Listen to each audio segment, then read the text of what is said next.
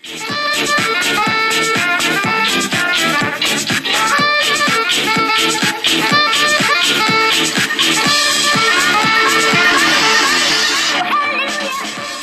morning, everyone. You are now listening to me, the Maestro, on WACK Public Radio. Tomorrow marks the 125th annual Gracie's Thanksgiving Day Parade, the official start of another joyous holiday season here in New York, when Bones Pendragon, the oldest living owl in all of North America and famed pet of George Washington, visits the home of every boy and girl, leaving presents for the good children and shitting in the mouths of the bad ones while they lay in bed snoring with their mouths wide open. I just can't believe you're celebrating Thanksgiving tomorrow.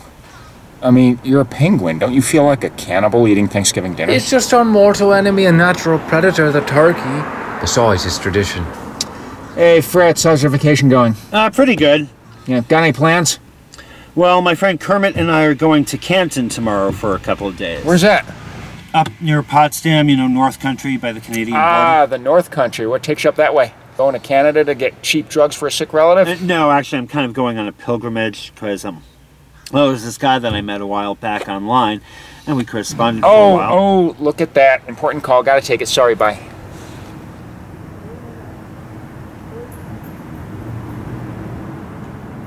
I don't mean to sound mean or anything, but I find him very high maintenance.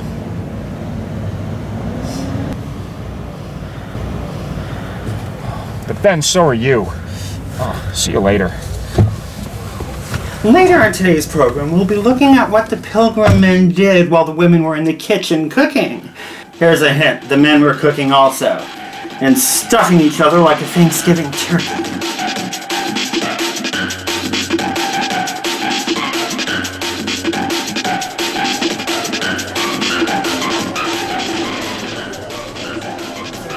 It just dawned on me that this year marks the 20-year anniversary of when I met Sam. Oh, the guy from upstate? Right. Oh, yeah, that's when you were first my student. Yeah, we met online on a gay chat room, and we started talking every day, and we'd be watching the same TV shows at the same time and commenting. And so, Sam, what's with your username Pegasus, anyway? Oh, he's my favorite mythological character. A nickname I actually do go by. He was the winged horse. Yes, I know the mythological character. I've seen Clash of the Titans. Now, of course, in the myth, he wasn't mounted by Perseus, but by Bellerophon. Though, I'm more into mounting than being mounted. We kept it going for about, 4 or 5 months before I decided to invite him over for Thanksgiving dinner. And we had that one long weekend together. It was the only time we ever actually met face to face, but it was that one perfect weekend. When did you learn he was sick? About a week before his visit, he wrote me, and he said, I don't want you to respond right away. I want you to take 2 days. Do not contact me until you've thought about this. And that's when he told me he was HIV positive. And I came very close to saying no to meeting him then. And then I thought about it, and I realized every time I hooked up with somebody in one of the clubs and stuff, we used protection in case they had it. So really, what was the difference? And I'm glad I changed my mind on that and had him come down for Thanksgiving, because that weekend was, I don't know, something about that weekend that was just magic. Well, long distance is probably the best. Excuse me, what? No, that is a really shitty thing to say. There are all kinds of relationships. You're so set in your ways, I can't imagine you living with someone without getting annoyed with them all the time. You know, Asher has been my roommate for 5 years, and we get along just fine. He's only been your roommate for 1.5 years, Fritz. Really? It seems longer than that. That's how much he annoys you. Anyway, back to Sam. We would talk every day, and it was great until one day we had this huge fight. It was awkward at school today. This classmate, Tom, asked me out. Did you say yes? Of course not. Why? Because I'm with you, because I love you. But you can't put your life on hold for me. Well, I'm not. But you are. You seem to think this is going somewhere where it never can.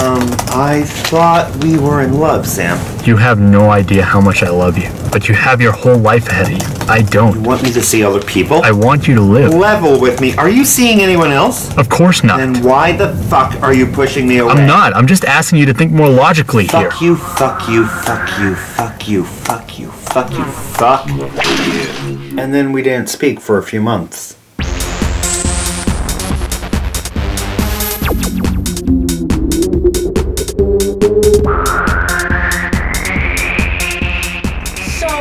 I wanted to thank you for babysitting for Gabby last night. There was no trouble. She's such a good child. She slept like a log. Oh, wait, no. She slept in a log. Wait. What do you mean she slept in a log? Well, she was being an awful, annoying little brat, crying and carrying on, so I shot her with some tranquilizer darts and sealed her inside a log. Wait a minute. How do you put a child in a log? Don't worry, she'll get out in no time. I sealed her in there with a lot of candy, so when she comes through, she'll eat all the candy and then be on a sugar high and gnaw her way out and be the same charming child that you left me with. Serves you right. Oh. Fritz, I thought you told me your Aunt Edna was good with children. Dr. J, we're going to take a look at videotape just moments ago of the second plane hitting the World Trade Center. That is spectacular. The plane also hit the Pentagon. Now, Sam used to work at the Pentagon after he'd been stationed in Okinawa when he was a Marine. So he was a Marine and he was gay? He wasn't gay at the time. I mean, he was still in denial. And actually, he was engaged to a woman while he was in Japan. Okay. And when she called off the engagement, he snuck into her driveway late at night and removed the bottom of her car. The whole bottom of the car. I don't know how the hell he did that, because I don't know anything about cars, but he actually spent one night in a Japanese prison until his commanding officer bailed him out the next morning. And you find this story amusing? Look, I don't want to hear it. You're the one who loved that scene in Waiting to Exhale when Angela Bassett set her ex-husband's car on fire. Okay, yeah, but you're forgetting the best part, Fritz. I mean, she put all of his stuff in the car first. And then when I got home from Nancy's that day, the only person who had called and left a message on my answering machine was guess who? Fritz, I'm not sure you'll respond. Oh God, I hope you will. Are you okay? I've missed you. I emailed him and we resumed right where we had left off. We talked every day, watched the same TV shows, commenting, and he was the first person I would talk to in the morning and the last person I would talk to before I went to bed every night. And that went on until the end. Not to dwell on sore subjects, but when did he die again? Beginning of 2003. So that's why you're going to Canton. Yeah.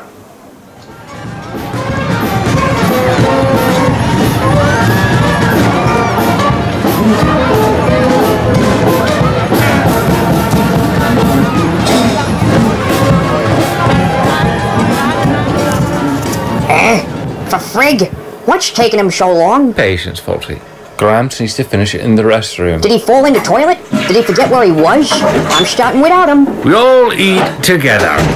Is this the post office? Where am I? Gramps, lovely to see you. Hey, I want to carve the turkey this year, okay? I'm doing the honors. I bought the thing. You took it from the homeless shelter pantry. Dana, I would like to buy a vowel. Gramps, go back to 1940 and find your oxygen tank. Fulton, please hush. Gramps just begun the blessing. Oh, crap. Gramps. Careful what you wish for, Fulton.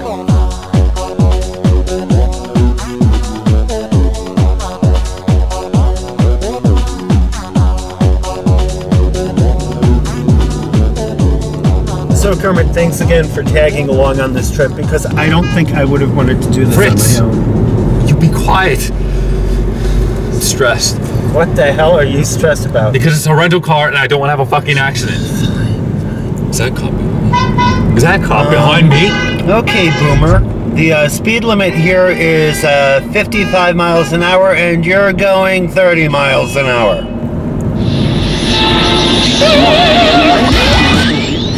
Fritz, what the hell are you doing after I just told you I don't want to get in an accident? And you put on the radio? Okay, I'll give you a choice. We can play the radio, or I can keep going on and on about politics. Fine. The radio it is, then.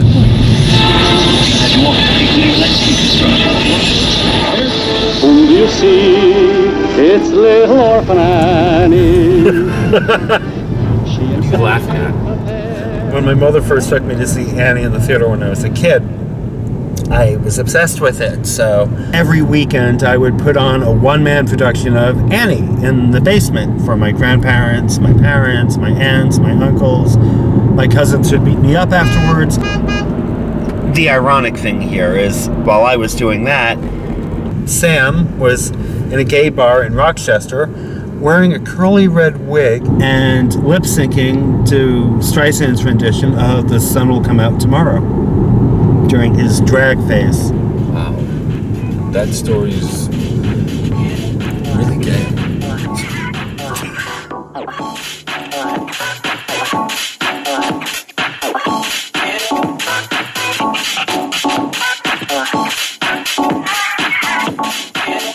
So, Prometheus, where are, Fritz and Kermit staying anyway? Oh, they're staying at a cheap motel in Canton. I'm making my special cranberry sauce. So, it doesn't feel like Thanksgiving without having Fritz here I don't with have us, time you know? for this shit right now. I still have to make the pumpkin pie. Now, did you get me those pumpkins that I wanted you to They're right pick on up the for counter me? over there. To your left. Where? No, your other left. Those are my pumpkins. Those are not the pumpkins I asked you to pick me up from Hole's magazine. I mean, I have a naughty little elf awaiting punishment in my playroom, and I'm not going to get around to that today because I now have to go get the proper pumpkins for my special pumpkin pie. Ooh! Did I tell you my big news? You're terminally ill? Okay, Pootie has invited us to celebrate Christmas with him and his family at the Kremlin. Pootie? Pootie? You have terrible taste in men. Oh my god, I am so not getting on a plane with you and Fritz and flying all the way to Russia. But the Pences are going to be there too. Like Pence, I haven't seen him since his Go-Go Boy days at the Monster. Oh, so that's what that shrine over there is all about. Oh.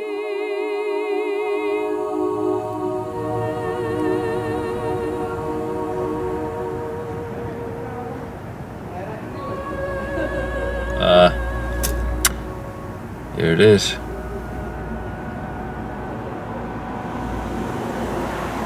Chris, what are you feeling, buddy? I really don't want to say. We came all this way, stayed at that shitty motel for nothing. I don't feel anything right now. What'd you expect to find here today? I don't know. I mean, closure, clarity, better sense of what Sam and I were or what we weren't. I don't know. But Maybe you just need to be alone with your thoughts for a moment. I'll be over there if you need me.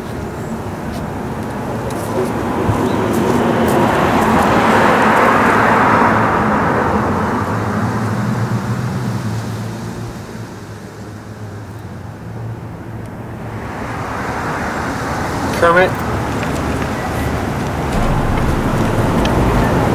I think it's time to go home.